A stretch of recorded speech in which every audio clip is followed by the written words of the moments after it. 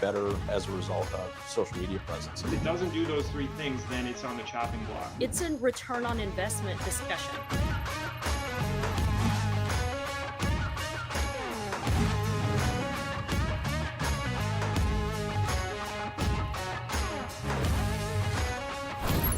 Hey everybody, welcome to this first ever Daily Dealer Live Automotive AI Cagematch. I'm your host Sam Dark and I'm pumped to be here with you today.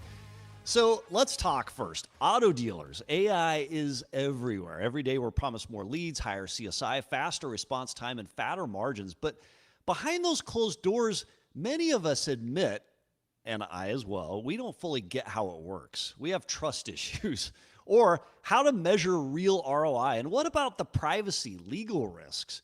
Or what happens if AI goes off the rails? Well, you've asked and we've answered. Today we're cutting through the noise. No hype, no smoke and mirrors, just straight answers. Which AI tools actually put the net profit on the books and which are still just shiny demos? Join the conversation today.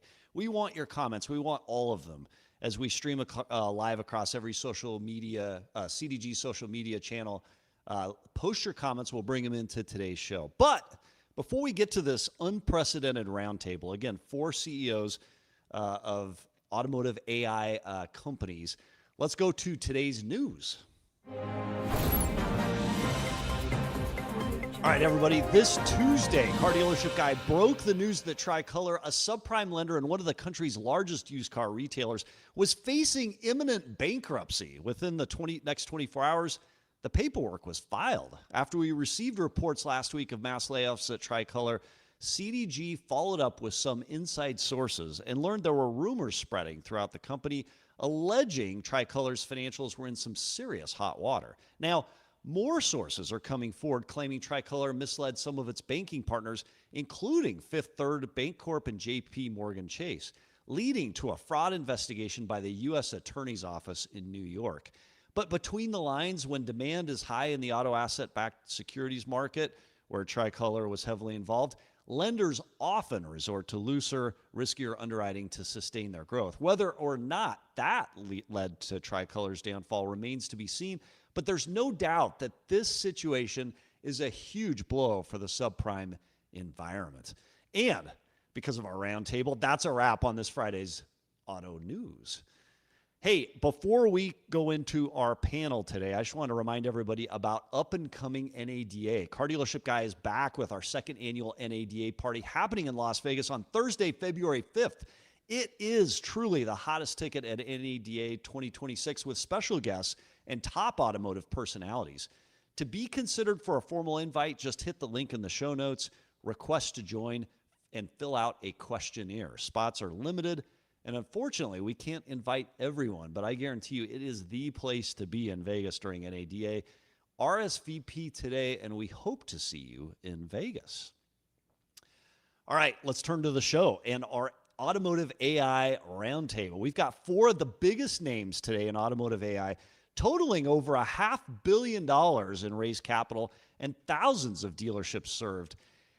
As I introduce you, I'd like to have each of the CEOs joining our show today take 45 seconds or less to share what AI solution your company delivers to franchised auto dealers. Let's go in alphabetical order. Let's start with Brian Hoang, CEO of Mia Labs.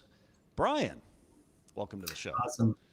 Glad to be here. So we are Mia Labs. We are positioned as the most customizable and human-like agent for phone and text. And this is across not just fixed, but also variable ops, as well as the front desk. So we're really positioned to be your generalist receptionist that you can throw anything at.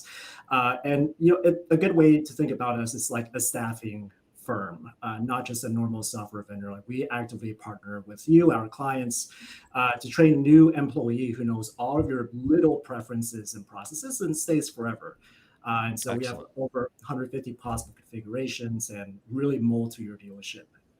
All right. Thank you, Brian. Monik, you were on the show last Wednesday, and a lot of the feedback we got prompted this roundtable from that. Monik, give us 45 seconds on what you and your company do. Sure. Thank you so much for having me back. So at Toma, we build AI agents for the automotive industry. We automate inbound and outbound communications over different channels, so text, voice, and for different departments, so sales, service, F&I. And in the background, while automating these conversations, we also facilitate the internal communication that happens within the store, creating this complete loop. So we generate demand and we also help convert it. Excellent. Thanks, Monik. All right, next up, Eric, Ria, co-founder and CEO of Podium. Welcome to the show. Thanks a ton. Hey, so Podium's been around for, oh, you guys hear the echo? Yeah, we got a little bit of an echo. Sam will work on that. Let's do this, Eric. I'm going to come back to you in just a moment. Tasso, Roumeliotis. How'd I do, Tasso? Did I do it? Let's have you. You're founder and CEO of Numa. Would you share 45 seconds on us? Then we'll go back to Eric. Absolutely. So at Numa, we're an AI company that focuses on what we've seen as the biggest problem at a dealership, and that's the communication crisis. That doesn't just include like missed calls, but also the fact that the average dealership takes 23 hours to respond back to a customer. So we are building AI agents that help the workflow across the entire dealership. Our initial focus is on the service department, but to provide exceptional customer service using AI agents that give your employees superpower and are also able to step in and do some of the numbing work that you struggle to find people to do. Excellent. Thank you, Tasso, for that. Eric, let's try you again, co-founder and CEO of Podium. Hello, echoless Eric here. I love it. Yeah, so Podium's been around for 12 years. We started it with $1,500, my co-founder and I, in 2014, because my dad had a problem with reviews. And then fast forward 12 years, we've built basically 3 years ago, we were a communication and marketing platform for dealerships and a couple other verticals. And if you used our platform, you converted customers at a higher rate, and it was great. But there were these humans that we needed to train and have them use our platform in order to get those results. And 3 years ago, we realized that GPT 3.5 was good enough that you could actually have AI take some of these inbound leads and convert them into test drives. And at first, it was very narrow what we could do. And over the last 3 years, we've built out probably the best BDC AI agent that converts leads into test drives better than humans, better than anything else out there. And it's just like the tip of the iceberg. All right. Thank you, Eric. Let's get into today's show then. All right. We're going to divide today's show up into 5 rounds of this cage match. And here are the rounds to give everybody an idea. Round 1, ROI. Round 2, promises versus performance. 3rd is people and execution. We're going to talk 4th, compliance, data, and trust. And our 5th round is future and disruption, followed by a lightning round, which will have 1-word sentence only. Gentlemen, welcome to this first automotive AI cage match. So here's one thing that's interesting to me as I talk to different dealers about artificial intelligence, AI. Dealers don't value buzzwords. They value net profit on the financial statement. And many dealers would say AI has become a buzzword at NADA, dealer meetings, and even by salespeople inside brick and mortar. So let's talk AI-generated net profit. Who here can prove today that your AI delivers net profit ROI in 90 days or less? Evidence, not anecdote. And then how do you literally think about calculating that ROI? Who wants to go first? We're going to open it up. Sure, I can go first. Let's do it. Dealers really use us to increase their operational efficiency and to scale their volume in operations and leads and calls coming in and text as well without incurring a large call center or cost center in general. Like we don't typically see dealerships that are like, oh my God, I have so much cash laying around that I can fill into a huge BDC and managing that on top of it. And so part of the way we think about it is that if a dealership is a ship, one of the first things we'll come in and do is patch this leaking hole at the bottom of the ship before we help the ship move faster. And that preserves and protects all of the missed traffic that is already organically coming into your dealership. And so it's a big theme here with AI is taking these many small repetitive tasks that are still important, like they add up. The numbers are there, but it's not necessarily the best way to utilize your staff anymore. And so like some of the numbers that we've seen, and it does vary by dealership and their preferences, their processes, their call volume, the area they're in. But like we've seen cases where we're handling thousands of calls and now texts as well each month. And so from making sure that we never miss a digital lead again that's coming into the store. From there, so like we've seen stores that from the moment that they sign on to say about 6 months later, like a 50% increase in the number of calls that are handled and resolved. Okay. Um, Okay. But the story, so you keep breaking this down. You go to containment, the ability to resolve the call itself, which has improved as well. We've seen, let's say, a 20 to 30% improvement. Because now phone agents and text agents are able to do a lot more. They're conversational, they can perform key functions. And then you bleed this down even further into the appointments that are set. We're setting, per dealership, anywhere from hundreds to thousands of appointments per month, again, depending on your volume. We've seen that increase by 50 to 60%. Brian, you talk about enhancing it. Is the intent of AI to eventually replace some of those functions, BDC and some others? Will it completely erase the BDC department? I view AI, so I would not take the extreme approach of like, okay, AI is going to eliminate all these jobs. So what you usually see, like when there's an industrial or technical revolution, and you are truly disrupting an industry, you see the industry evolve. And likewise, the structures, the organizations, the people that are operating the industry similarly evolve as a result. So I think there is a future where you can remove most, if not all, of the BDC, but that doesn't mean that the people in the BDC are necessarily fully replaced or out of a job. Again, it's about evolution. Like, how do we utilize more of the people in your store, have them do tasks that are more unique to their abilities as humans, that AI is just not in a position to handle it. This creativity, their ability to interface and build relationships with other people. And so I don't think there's going to be a full displacement. So Eric, what would you say to BDC managers and dealers that would say, hey, AI is looking to replace all the functions in the dealership and basically run us out of a job, right? I don't totally understand it. I trust my people, my processes that currently exist. Why should I turn my operations over to AI, not understanding it? Well, I mean, first off, auto dealers are 2% net margin business. Is that right? Correct. 2%? Yeah. 2% is a good number. 2 to 4%. Yeah. This is a massive industry. There's a 2% net profit margin. That's crazy. I mean, all four Very of us tight. run software AI companies, and I would. It makes my mind explode. So here's the thing: AI was built for these dealerships. And so if you're an owner, if you're a dealer principal or owner, this is the best thing that's ever happened, because AI, at least what we're seeing on the BDC side, you increase your test drives, you decrease your BDC team. And I think that at some point in the near future, you won't need a BDC team anymore, which is phenomenal, because guess what? I haven't met that many BDC reps that freaking love their job. So what are we talking about here? It's okay. Yeah. Like, sorry, last thing, 60 years ago when you made a phone call, there was some person on the other line, like moving the things around, and they don't do that anymore. That's okay. Yeah. Life moves on.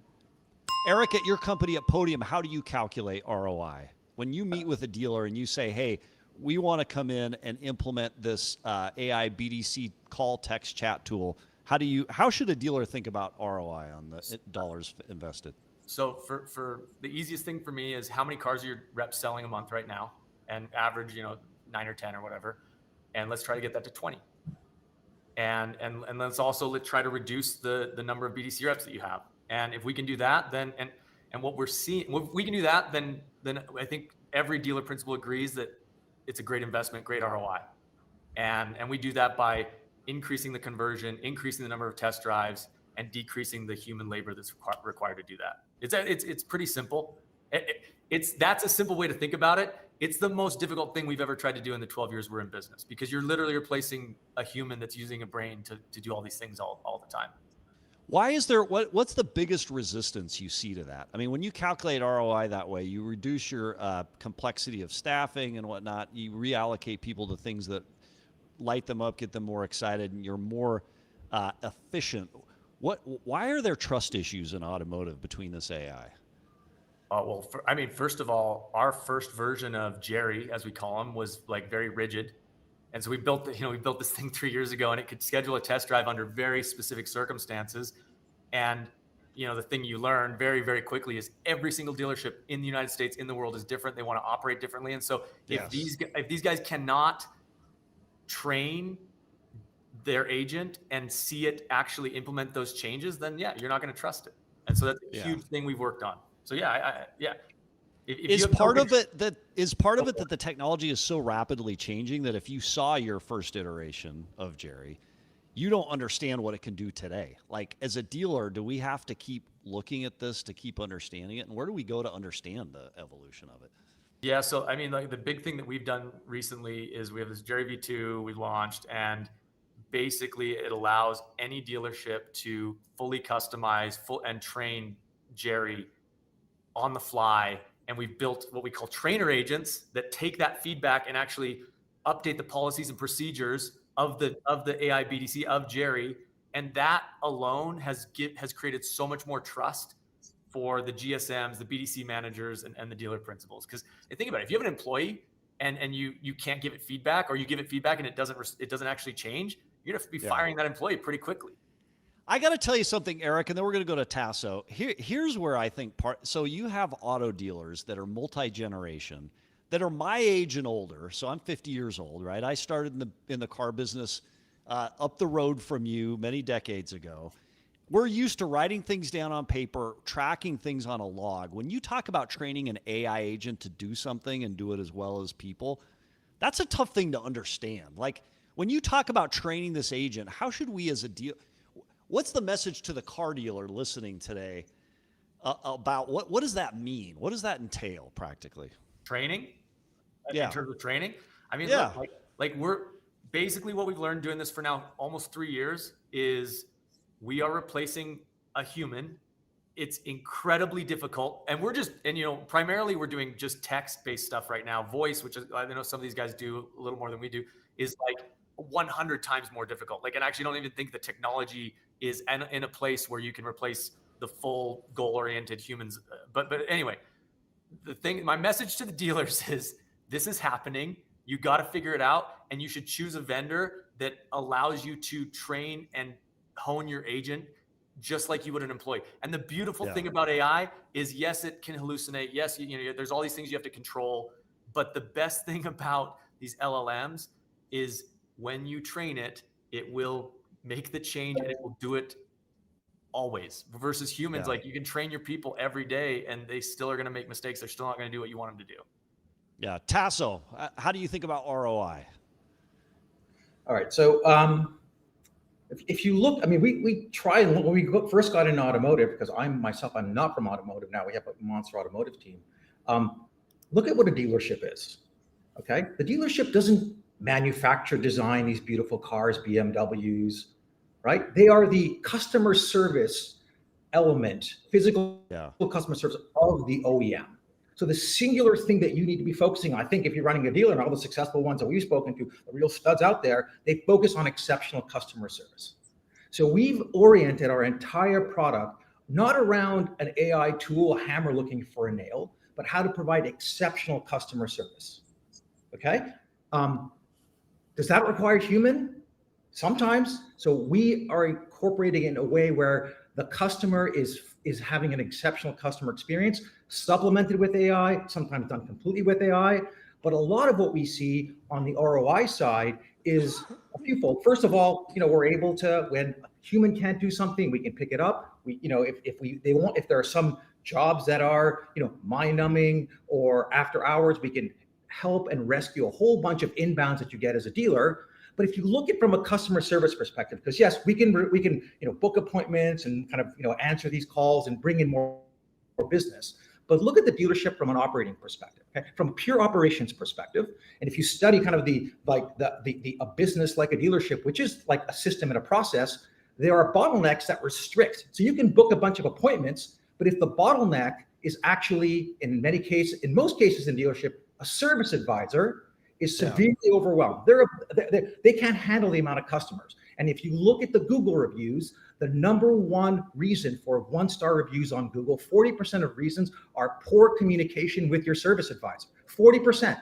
It's by a full order of magnitude greater than anything else. So if I'm able to not just book appointments, but if those appointments can't be dealt with from a communication perspective with your service advisor, who's running around, who's got the busiest job, all of a sudden, you got a sugar rush of additional revenue and appointment. That's a nice thing to have in the short term, but that long-term revenue goes away because you lose that customer. They have a bad, 82% of customers have left the dealership because of a bad customer experience, typically because the service advisor is too busy. So look at root cause from your operations. So in addition to, yes, booking appointments, where we look at value is how are we freeing up the bottlenecks in your system, technicians, service advisors very much and primarily, and even your BDC to be able to increase their output. So when we're able Eric, to, Tasso, that is clear ROI. And it is interesting. Your company specializes in voice. And Eric just moments ago made the comment about voice might be a little bit beyond. They don't focus on it as much. There are some dealers that agree that the technology in voice isn't quite there. We don't focus on voice. We're text.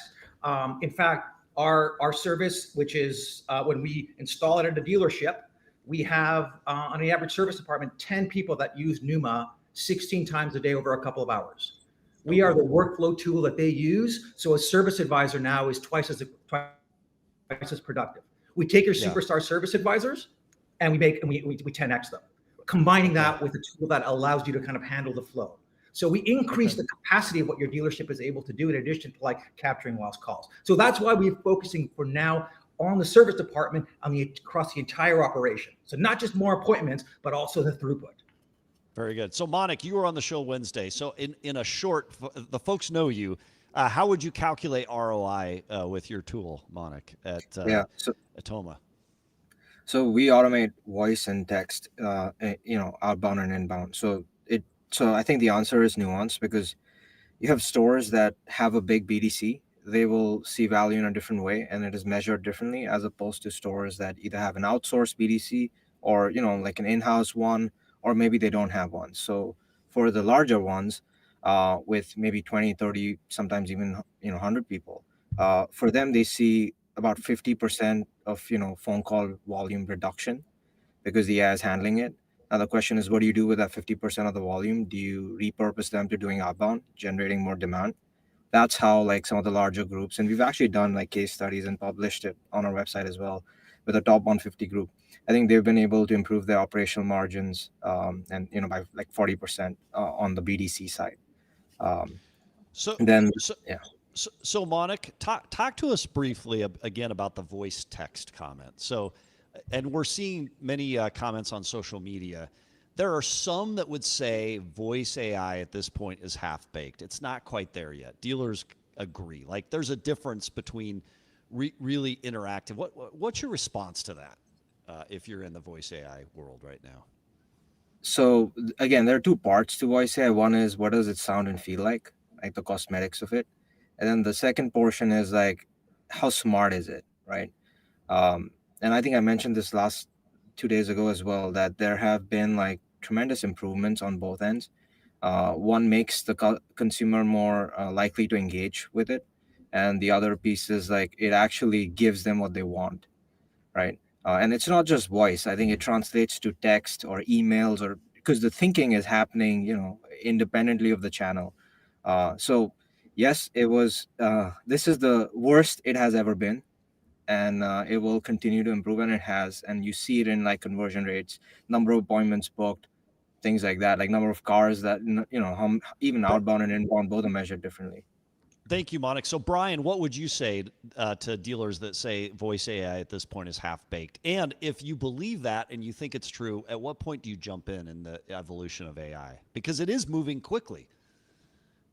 Yeah, I think the first comment I would make is that you would be surprised just how fast voice in general is moving and the rate of improvement. But that said, what I would say to dealers is you should also look at the big picture because the ROI is very overwhelmingly proven. Like from 0 to 6 months, like pre-post NIA, like we take dealers that are seeing from usually like 15 to 40% appointment booking rate to 60 to 75% that we've seen. And like it, to Tasso's earlier point, like this is about managing and automating the full customer lifestyle. It's not just about the upfront appointment booking. So it's like you have this vast number of records, in your DMS, and your service advisors and they're focused on sort of the right now. And it's like, all these, not just calls that you're missing and you're not following up on, the leads you're buying, you're not following up on like 43% of them. And customers that already, let's say they purchase a car, but you don't follow up with them on a regular basis each year after, you probably either weren't working on those leads already anyway, so there's no more that you can lose. Or you are to some extent, but your staff is doing it inconsistently, or I think dealers will always say we want more. So again, on the voice side, is it time to jump in, or does it make sense for the voice technology to develop a little bit further? Because again, thinking about it from a dealer standpoint, dealers want quick execution. They want to be efficient and effective.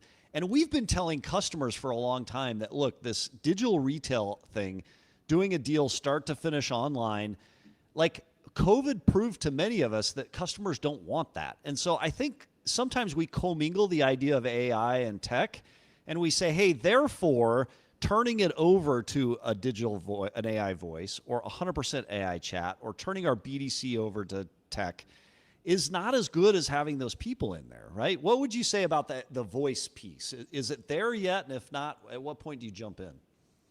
I'd say it's very largely there. Again, like we have the ROI stats to show, like, Mia is accounting for 20+% of ROs in some of our stores, and these again, like you work up the whole funnel, like the RO or the when they purchase a car, for example, all the way up to the conversion and then the lead coming in and your ability to follow up on it. Like we're already voice alone, like we do text as well. We see a lot of results there as well, but like just voice, which is our sole bread and butter, our one focus to make this the best voice experience possible for like the first 2+ years of this company. Like you're already saving all this traffic that's coming in that you would have missed already again, and you are probably not follow-upping on, and you don't have the cash to blow it on scaling this and managing this BDC. So like it's already a very clear and rapid break even and positive ROI from voice alone. Then you tack on everything else like texting and inbound, outbound on top of it to follow up throughout the whole life cycle. To me, it's a no-brainer. Okay. So let's go into. Go ahead. I think you're asking a pretty biased group here. Obviously, yes. I will say this: we try and be really careful about how we do it. So we run full sentiment on conversations with the customers and see whether we're trending up or down, and try and compare it to a human conversation. These are things that we need to tweak. Look, I understand the margins of a dealership are low, but they do have kind of some territorial kind of access. So there's built-in margin in this business. So it's not like a life or death thing, whether they kind of deploy something like this. I will say this on the voice side. What I don't recommend is outbound. Outbound, I mean, a show of hands of people here who like getting, spam calls from humans. Now, how would you feel if it was an AI, if the company that called you didn't even have the decency to have another human to waste your time? So we're very big believers that you have to be smart about it, and like the outbound you should be very, like you're gonna get a really pissed off customer if you do that. So that's So Tasso, I think we have a similar philosophy there, and I think where we all agree is that useless outbound is bad. If there's zero context around the consumer and what they need and why you're reaching out to this specific person, none of us like that. But if we have the context of the consumer, and let's say like it's a recall campaign, like we know the vehicle you have, we know there's an active recall, you probably want to take this thing in. Then as long as we're doing this in that thoughtful of a manner and timely as well, like that's where we see most of the value from an outbound standpoint. So Tasso, I agree with you that this is a pretty sympathetic group, but here's the challenge. I think that there's a large group of companies out there that hurt you as CEOs of AI companies, because they walk into car dealerships and they promise things that just don't exist yet. And they're aspirational more than they are practical. And in automotive, we're practical. I'm going to give you an example. One of our GMs in our group signed up for a deal. It was multiple thousands of dollars to install it, multiple thousands of dollars a month. It bolted into the BDC, and it created 5-6 times worth of leads. It unwound the operations at that one particular location because what it promised to do, it could not. And the CEO came in. He's like, hey, give us a chance. Just work with us. We'll fix it. We'll figure it out.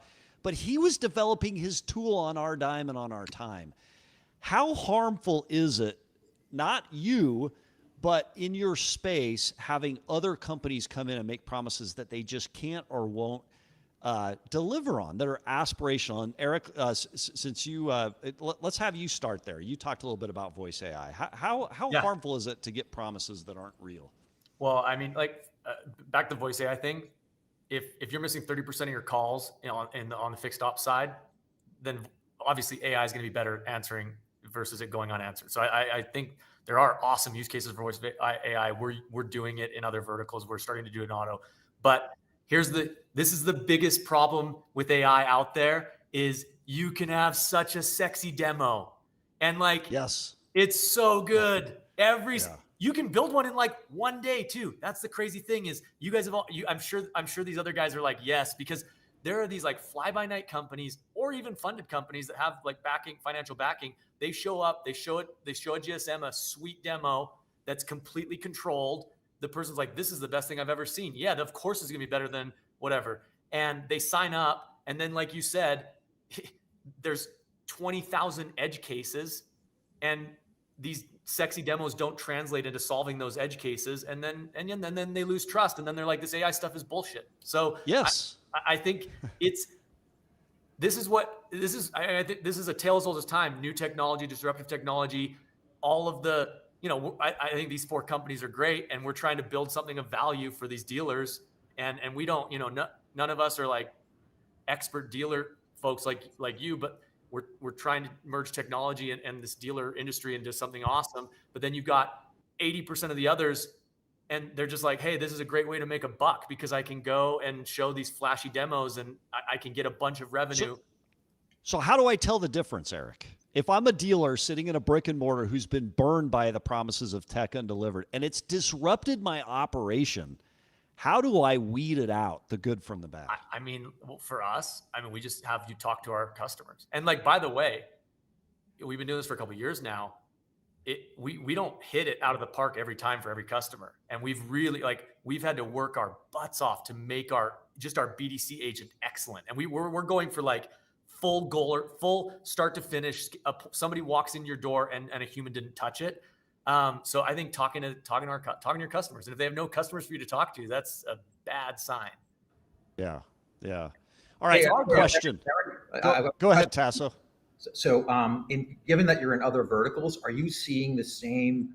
Because I just had my board meeting, and all companies and all verticals are seeing these kind of vibe coded, really simple solutions, and we're facing this kind of attack from these companies that really don't have anything. Are you seeing that in your other verticals as well? Yeah, it's everywhere. It's in home services, it's in retail, it's in health and wellness. And there's like a person, a company with 2 people, and I'm not saying a company with 2 people can't be good. We were 2 people at one time. We all started as 2 people, right? But it's everywhere. And the good news, guys, is dealers are smart, they are shrewd, and they will not tolerate this stuff. And we've learned the hard way too. We've launched products that have been total flops, and the dealers, more than any other industry, they will cancel that like at the drop of a hat. So I think the industry is just going to go through this maturing phase where the wannabes and the ones that aren't actually trying to do the right thing are going to get flushed out. And then there'll be a couple of great companies that survive. And because the stuff is real. Like, we have a dealership that increased their test drives by 40% using our product. I'm sure you guys have similar examples. AI is real. The technology is real. It's not BS, but there is a lot of noise out there.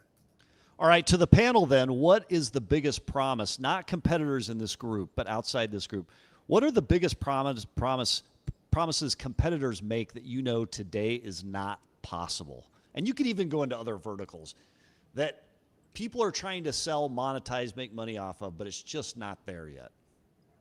I think one of the things that they mention is like, you just set it and forget it. you will never have to touch it, and it will just print money for you. That that does not work. Like, you have to put in effort into the tool, into, for example, if you're personalizing it, you understand your business more than anyone else. The tool needs that information and context to perform well. If you give it, you'll see crazy results. They'll blow your mind. And if you don't, it's just not going to work. And then you can blame the tool, you can blame whatever, right? Like, so I think there's some amount of effort required, and there's no free lunch. um I think that's like one of the biggest promises that people make, which I think, it sounds great. 2 3 days, 10 days, and then you start seeing edge cases and problems, and then they're like, what about that? Like, where's your night drop box? So, like, the AI agent doesn't know that you even have a night drop box, right? So just things like that. Yeah. Brian, any thoughts on that? On promises made that are aspirational, not deliverable today?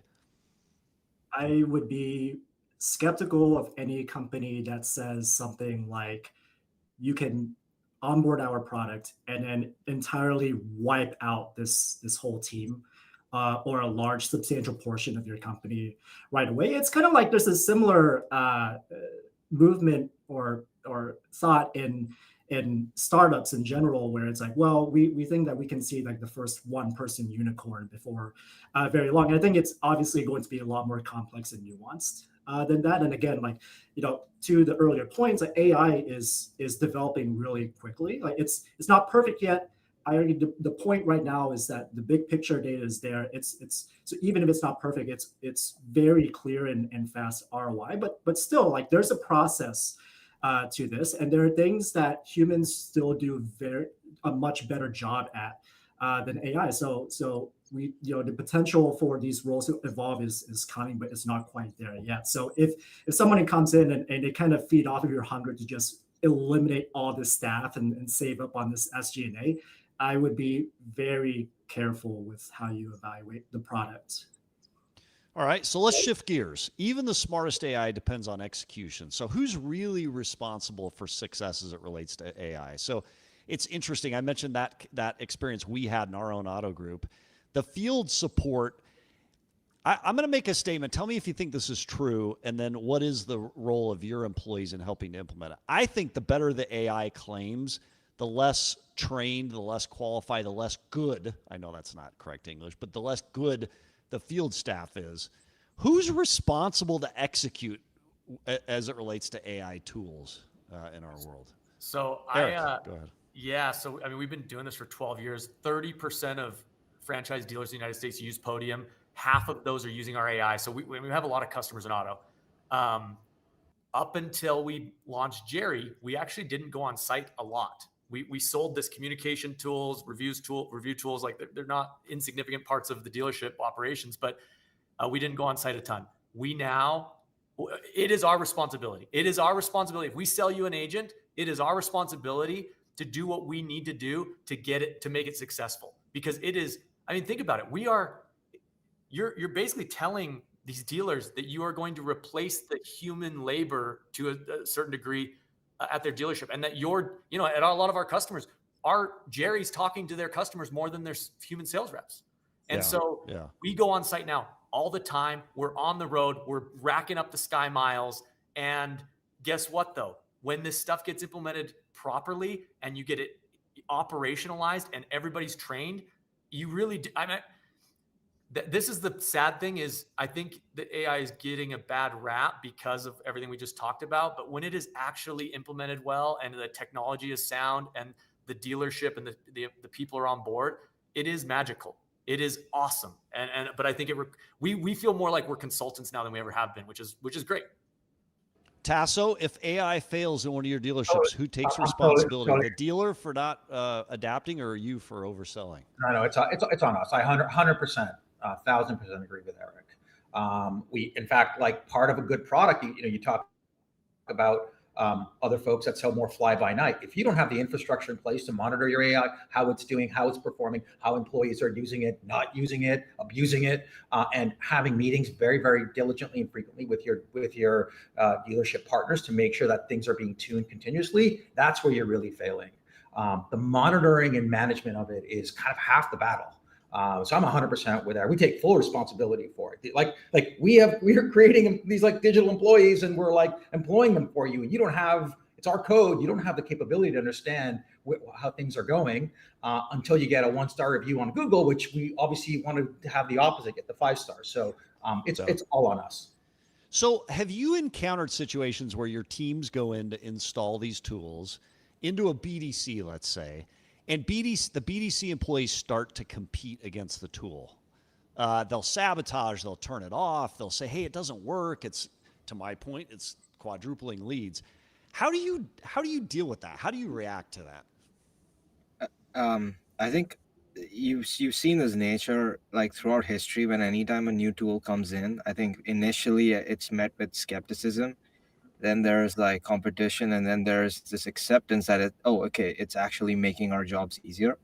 How do you deal with it? I think you provide full transparency, because nobody's going to work with something that they don't understand. So for example, if it's phone calls, right, you get full visibility into that. You see the transcripts, you see when it did well, when it didn't do well, when it was handed over to a human, and how that was handled, right, by that person. And then you get great reporting. It's basically numbers, data, seeing it work, and then also having the ability to change it when it doesn't work. I think all of these coupled together, it makes, for example, BDC members, they're, instead of answering calls, sometimes they're coaching these agents. So their role has changed, and they are playing a big part of it. And, through a collaborative effort, you can convert them.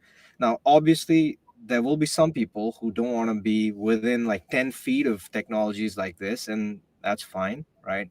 But I think over time there's this adoption curve, right? So it's like the early adopters. I think we're right now now going mainstream, and then there'll be like this piece where you'll reach out to everybody else who's left out.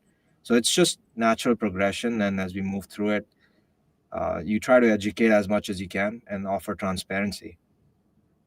I'm a I'm a BDC manager. It doesn't work. Your tool is destroying our BDC. What's your response? How do you bring me back to the table so that I see the value of it and I realize if my job changes, it's for the better?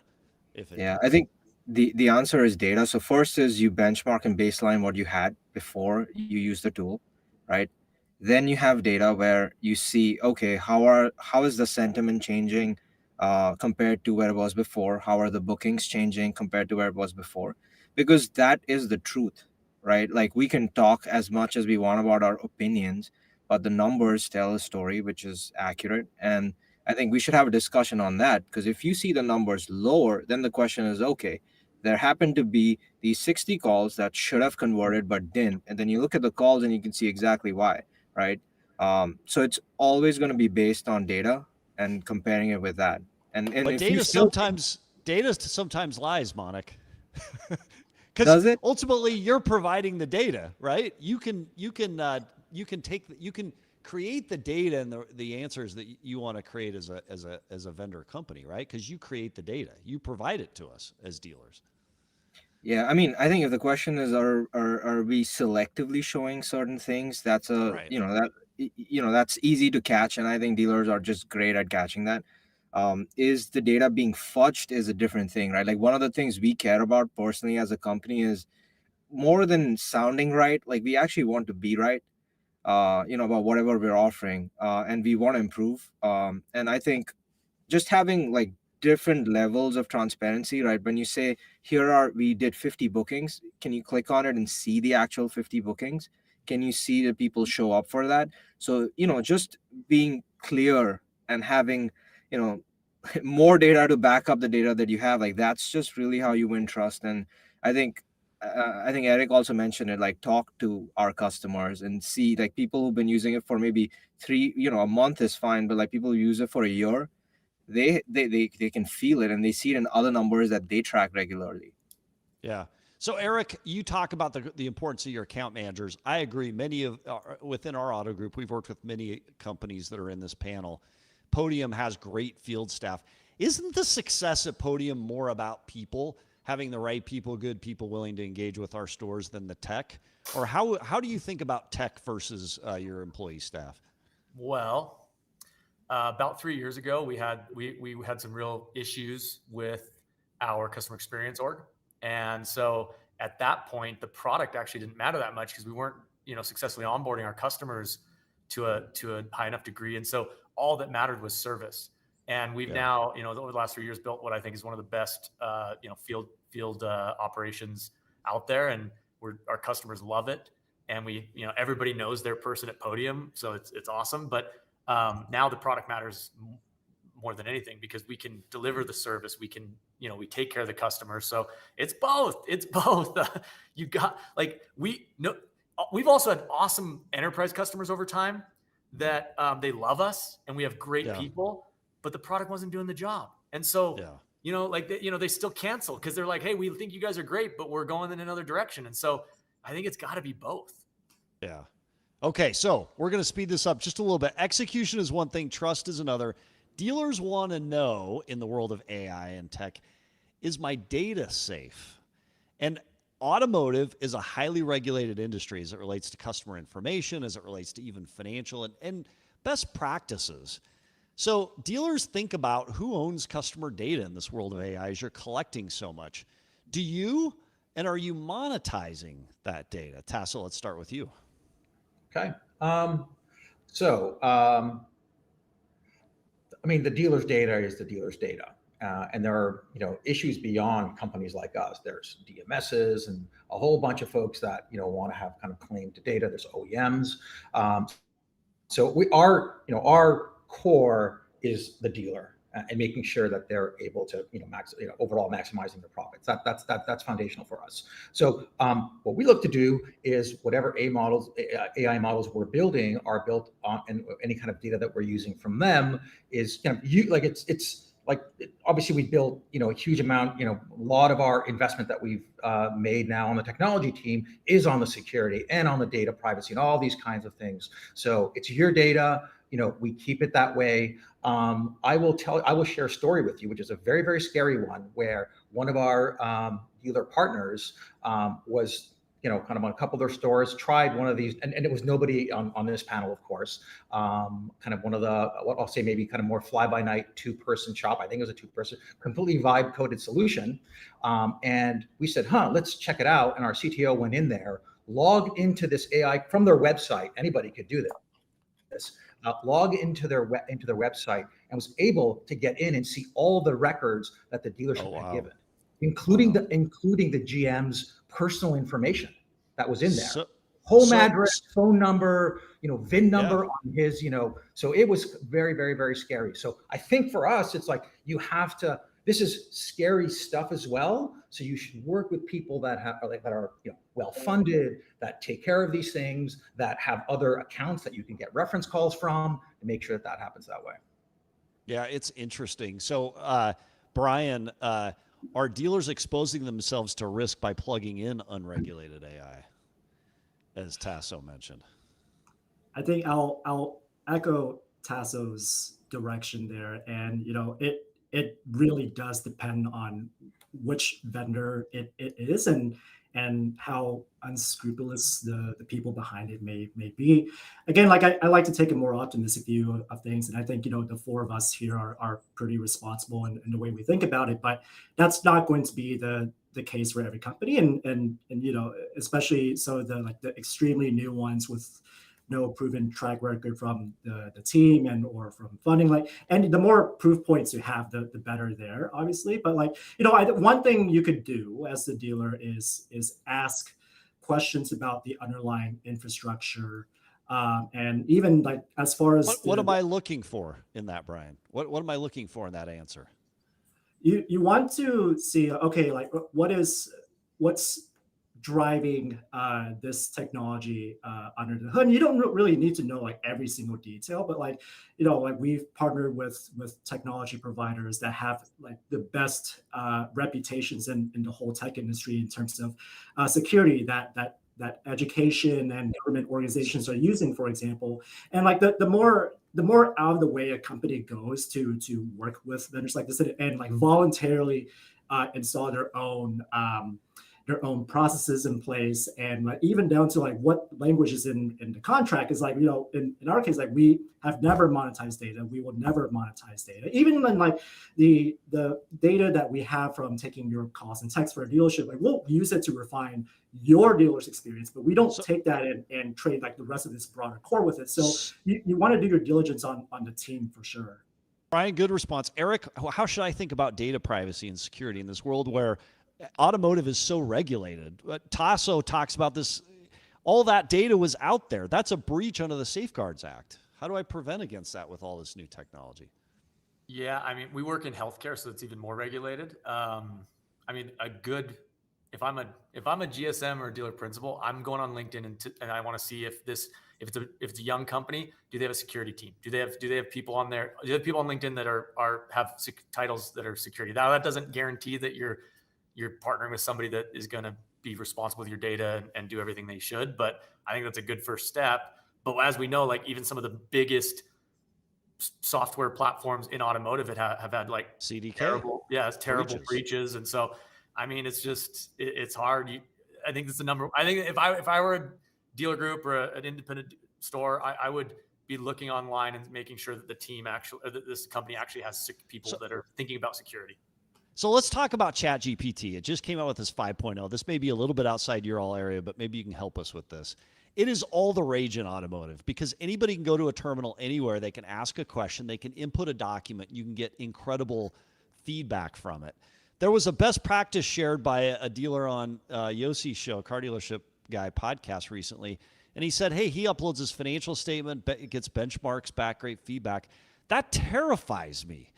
How concerned should I be about uploading personal information or financial information into tools like ChatGPT? I think you should be very concerned. I think there was a thing where someone said that I think it was Sam Altman or something that happened in a press release. Somebody had published some data, and I think OpenAI actually uses that to train their models, and somebody else tried to get some information and actually spit out some information that somebody else had written into their ChatGPT. So you should be concerned. There are definitely tools out there that actually preserve that privacy. What are those tools? I mean, I don't want to name them because I don't want to take risk on behalf of those tools. You'd have to do your own homework, but they exist. But because I think but Monik, you can go into ChatGPT and you can link your email, you can link your SharePoint, you can put your Outlook, and it will scour all that. Is that a problem in automotive when we have so much NPPI?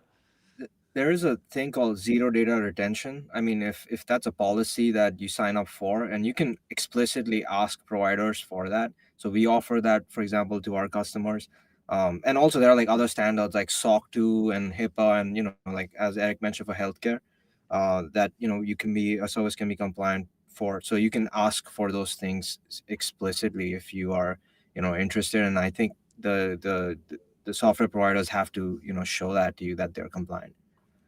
So that's one way to figure it out. Brian, or actually Tasso, you talked about this breach. ChatGPT, it's a huge tool within automotive. Are there good best practices for usage of it? We were just in a GM meeting. A lot of them use it to get vehicle descriptions, right, to put on their pages and whatnot. That seems pretty innocuous and easy to go to.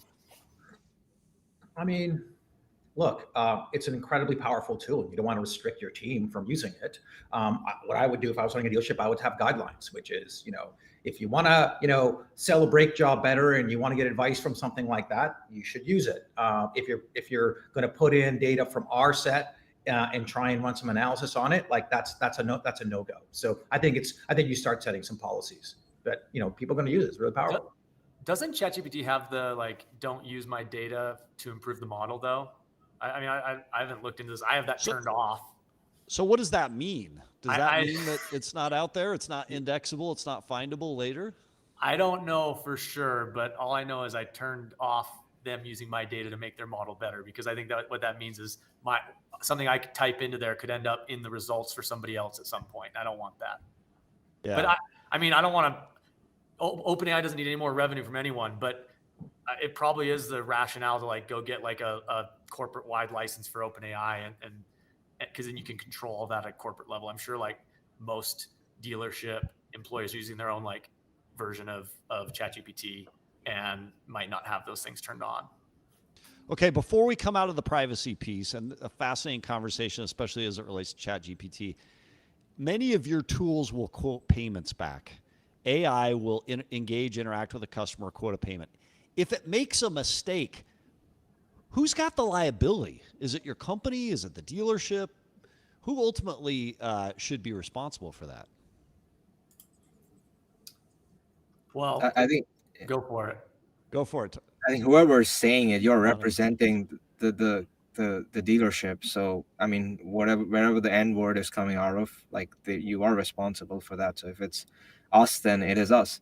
And I think the responsibility of making sure that data is correct, what we're quoting is correct, the design, the way in which we're doing it, all of that is on our shoulders. Yeah. So a comment from social, Kevin Lopez says, if you don't pay for the product, you are the product. Only the enterprise packages explicitly allow you to deny the AI training on your inputs from what I've seen, to Eric's point. But you do pay for ChatGPT, I think $20 a month. I have the upgraded version. I can do all sorts of crazy things in that, right? Lauren Klein asked, and let's do this before we transition to the future of, how do you see AI affecting things like CSI, customer satisfaction in automotive? Does it increase it? Does it harm it because it's not a live person? Let's go to you, Brian, on that. Yeah, we've seen like our dealerships, like we've seen increases of like, let's say 20 points in just a few months from deployment. So like a lot of it comes down to, again, there's just sheer volume of inbound traffic that's going into fixed ops, as well as, again, like there's the whole life cycle to consider here. And so it's like, can you reduce things like your call abandonment rate? Can you miss fewer calls? It's also about speed to lead, for example. So again, like it's all about how do you provide the best possible customer service, right? And so like with AI fills in the gaps of what you're not able to do, and your staff can only handle so much volume. And this is on top of whatever else they're responsible for doing in person, or like, and you don't want to freak out if somebody takes PTO or if somebody leaves in a really high turnover team as well. And so we've seen positive increases to CSI across the board, and overwhelmingly positive sentiment on average across our calls. Yeah, and obviously this group is not going to. Oh, Tasso, go ahead. No, I'll just our actually mission, we actually consider ourselves very much a CSI company. That and this is why bringing in human in the loop, the right decision as to who to speak to the customer. So, for example, the average car dealership takes 23 hours to get back to a customer when they leave a voicemail, and only half the voicemails get returned. Okay, yeah. So when you're building AI agents that are like trying to solve those specific communication problems, people get mad at you not because you don't pick up the phone after hours, but because you don't call them back. And when you do, it takes you over a day. So when you're able to build AI agents, and all of a sudden that 23 hours becomes 20 minutes, and 95% of voicemails get returned, your CSI goes through the roof. So that the true ROI is exceptional CSI, and then if that manifests itself into retention and other revenue things. So where we see on average 25% increase in CSI within 4 or 5 months of launching Numa. Okay, and that is. Do you think part? In my world, I see dealers going from like bottom 5 percentile to like top 10 percentile in 6 months when they work really close with our performance managers and get the system tuned right. That is the core of what we believe AI should be doing for you, not a hammer looking for a nail that costs randomly. How much of an opportunity does the younger generation that is tough to teach and train on the phone create for AI? Like it is, when I think about this logically, I think about my kids, right? Like they're more comfortable texting, Snapchatting, doing other things than picking up a phone and having a phone conversation, right? It creates an opportunity for AI because it's going to have a conversation with us older folk better than younger kids will, right? Monik. Yeah, I mean, I think the channels will always change, but the main thing is that the quality of conversation has to improve, and that is something we strive to improve. Maybe you're wearing augmented reality glasses and Meta Ray-Bans and doing something else tomorrow in the store. I don't know, right? Like what that will look like. But the core of it is that you know how to run your business. You want to be perceived, and you want to, act in a certain way. And as long as the agent can take that and express it in different channels, you have the best experience. So Eric, thinking about the future, AI is developing so quickly. I love the fact that you said, hey, we learned some really tough lessons in the beginning as it relates to field staff and the tool, and you've pivoted, you've learned, you've overcome those challenges. What does the future bring with it evolving so quickly? How do companies like Podium stay relevant in this fastly evolving market? Yeah, well, our number one, our top principle at the company, like the founding principle, that is speed. Like, we might not be right every time, but we're going to be faster than everyone else. And that is just the culture of our company. And in a world with AI, there's always been a premium on that. Like, you can look at Elon Musk's companies, Tesla, SpaceX, et cetera, and like speed has been a huge advantage for them. There's always been a premium. With AI, that premium has a huge multiple on it. And so, I mean, we have 180 software engineers, and basically our job is to make sure that we are using the bleeding edge models, the bleeding edge tools that enable those models. And yeah, we want to keep our dealers on the cutting edge of this technology, because if we don't, somebody else, like we got 3 other guys right here that are more than willing to take our place. Can I add something to it? And this goes to trust in the industry. We talk about all these other, let's call them bad actors. They're not in this room. There are so many people that make promises that AI just can't yet deliver on, but maybe they're aspirational than reality. I think one of the things you guys do really well, Eric, is you will own what you can do, and you'll share the shortcomings and what you're working on very vulnerably, transparently. You're not trying to sell us.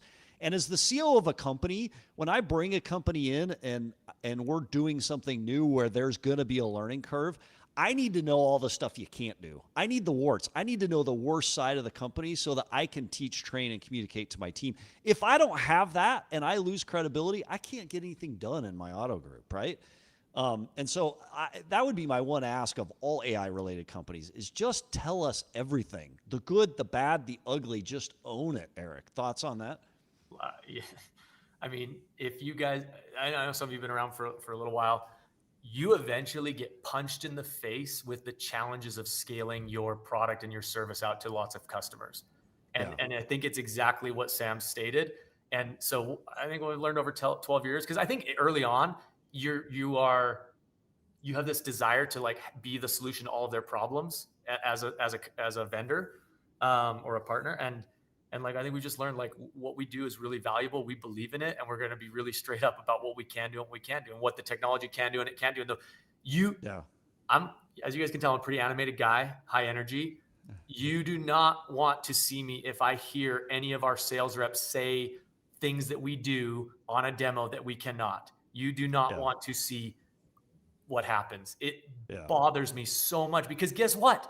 It's a road to nowhere. Eventually we have to pay the piper. And if we say we can't, if we say we can, turn something into solid gold and we can't, then like it doesn't value. There's no value in it. All right. So we got to keep going because we're getting in the lightning round. But one last question before we do that, because we're almost on time. Thinking about the future of AI, where does it hit its ceiling? What in a dealership will AI never fully replace? Tasso, let's start with you and then go to Brian.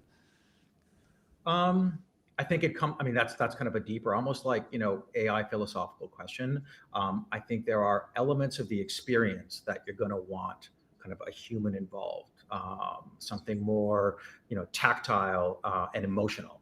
And I'm looking obviously many years down the line, and I think at that point, whether it's you're sitting there and explaining kind of the car and what makes it magical, whether it's the design or this beautiful unique color, or like what it can do for your family, which are very kind of human primal elements. Those things you're going to need people for, right? And you have amazing people in your dealership, and your goal should be to 10x those folks. So that we view it from that perspective. But there's a whole bunch of other things that are work that I forget who said, I think it might have been kind of Eric, which is like your people hate doing that job, right? Yeah. You can kind of do it for them so they can focus on the value added thing. I think you're going to see this kind of transition away from kind of these kind of drudgery tasks into high value, high EQ jobs. And those are not just going to stay, but it's going to provide an even better customer experience. Brian, what's the one thing you can't replace? What's the ceiling of AI in a car dealership? It's going to be the most intimate aspects of trust and creativity. right? So like I don't think AI is going to make the most important strategic or creative decisions for the overall business and where you want that to head. That's really very much going to be on the GM or the dealer principal. But like, the easy example is down to like selling a car. Like, you know, there are going to be parts of it where like having AI as a supplement or a co-pilot, whatever you want to call it, is going to be very helpful. And we already discussed like beat the horse on automating the lead process going in. So, but once a consumer enters the store, like if I was the sales rep, for example, and I'm trying to sell this Toyota Highlander, I can go on and on and on about why I'm fanatical, about how like I've put mine through so much shit and it's been a tank and it's done so much for me and my family, and like I never have to worry about that level of enthusiasm, authenticity is hard to come by with from AI. And so there's this broader question and movement of like, well, is the sense of the definition of trust getting redefined? And we're seeing this in, non-automotive example, but with influencers and with so many of them, being paid by these companies, sponsored product. Well, the trust begins to deteriorate. So how do you define trust in this new era of AI? And to your earlier question, I think the performance is owned by us, the vendors. But not only are we the vendors providing the software, we also have this responsibility of educating the industry. Like we are the AI consultants and experts. It is not currently the dealership's expertise. It can be, but it doesn't have to be. And it's important that we're as transparent as possible. We encourage the dealerships to talk to us or our engineering teams, send us a security questionnaire, like whatever you want. And our own internal policy, just be as human as possible. All right, Tasso, if a dealer should fire one department and replace it fully with AI today first, which department should that be? That's a loaded question. It is. I think one of the areas where maybe I would. There are aspects of departments. Okay, so if you have an after hours BDC, for example, which I consider kind of a department because it's a very specific task. I think the products that are provided by the folks on the call here, you can replace that. There are aspects of payments that provide a better customer solution, where you're doing it kind of digitally rather than having to walk in and wait and kind of pick up your keys and the like. So I think there's aspect of departments. I think it's a very so fair answer. And because we're right up on time, we just got 2 minutes left. I want to get this one in. I'm a dealer sitting in a car dealership. I haven't done much. I don't have AI in my BDC. It's not answering calls. It's not responding to text. By the way, Bill Vaughn, thanks for texting. He said, I looked across campus just now and I see there are texts that are 17 hours old and 3 that are over 2 hours old. So that's kind of an explanation. If I'm in brick and mortar right now and I look 6 months down the road, what is one area of AI that I'm going to regret not having learned about and or implemented today, 6 months down the road and a year down the road? Monik, one word, 2 words. How's that? That's a tough one. 2 words. I already or used whatever. It. Yeah, just kidding. You what? I think it's like, and it goes back to the last question you asked. Like, it's like there's work that is not being done. Obviously, there's this aspect of let me just fire this department and redo everything that people were doing. But I think Bill Vaughn, he just mentioned, right? Like, there's all these leads that are going unanswered. There are calls that are being unanswered. Like, if you didn't figure out a way to handle the stuff that was not being done and that should have been done, I think you're really missing out. Yeah. All right. A dealer has $5K a month for IA. Where's the biggest ROI for that $5K today, right now, if I don't do anything else? Last question. Fixed ops. Preserve your calls. Fixed ops? Yep. Fixed ops. Best ROI on it. Tasso, what would you say? I think I agree. I think fixed ops. All right. Eric? I'm not going to say fixed ops because we don't have a product there yet. I'm going to say BDC. But I cannot wait to sink our teeth into fixed ops because I think there's so much damn opportunity there. Yeah. It's a huge area of opportunity. Well, listen, to this entire panel, Brian, Monik, Eric, and Tasso, thank you so much for being here for this first ever CDG Daily Dealer Live Automotive AI Cage Match.